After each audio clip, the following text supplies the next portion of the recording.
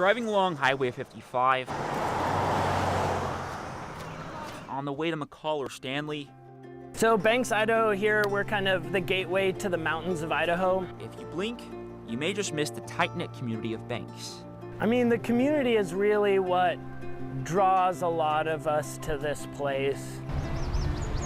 What first drew Liam Kelly, a guide with Bear Valley Rafting Company, to work in Banks in the summer of 2015 was the Payette River system. There's incredible rivers all over the place. Up and down this drainage, there's a little bit for everybody.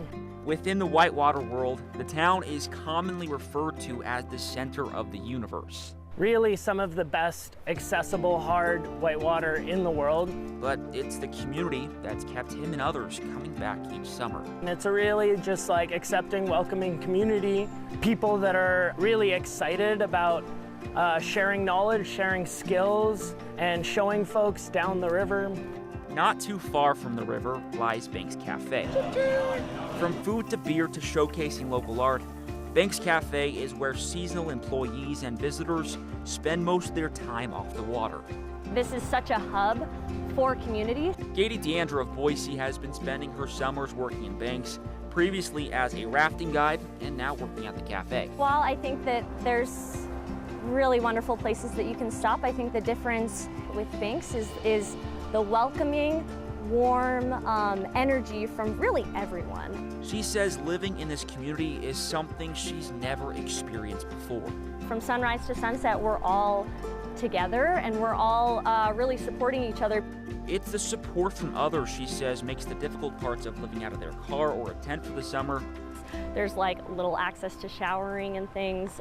All the worthwhile.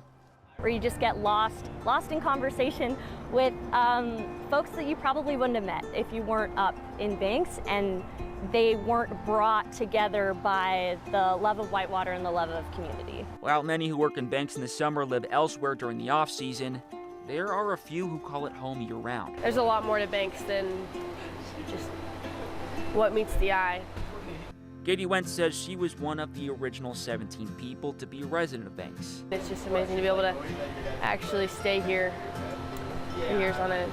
The summertime is when Banks becomes a town of around 200.